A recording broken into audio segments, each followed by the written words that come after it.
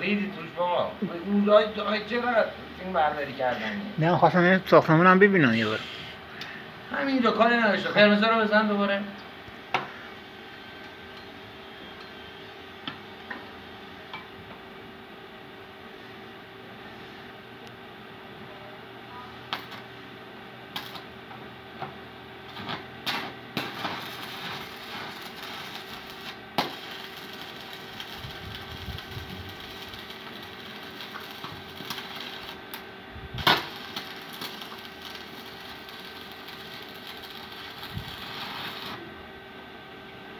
سلام دوستان، یه روز دیگه با یه کار دیگه و یه ویدیو دیگه دوباره تو ساختمان‌های فولادشهر هستیم با آقای یزدانی.